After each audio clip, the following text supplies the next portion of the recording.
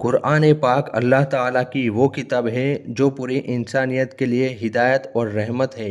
इसमें हमारी दुनिया और आखिरत दोनों की कामयाबी का रास्ता मौजूद है।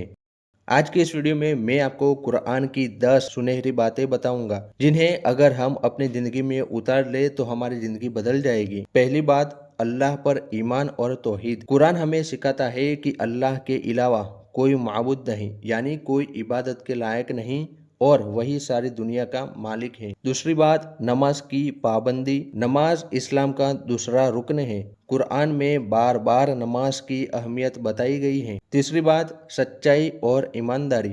कुरान हमें झूठ और धोखे से बचने और हमेशा सच्चा रहने की शिक्षा देता है। चौथी बात, दूसरों की मदद और खैर ख्वाही। कुरान कहता है कि इंसानियत की भलाई करो और नेक कामों में एक दूसरे का साथ दो। पांचवी बात, माँ बाप की फरमाबरदारी। कुरान में माँ बाप की इज्जत और उनकी खिदमत को बहुत बड़ा दर्जा दिया गया है। छठी बात, गरीबों और यतीमों का ख्याल रखना। कुरान हमें आदेश देता है कि गरीबों, मिस्किनों और यतीमों का खास ख्याल रखा जाए। सातवीं बात, झूठ, गिबत और बुराई से बचना।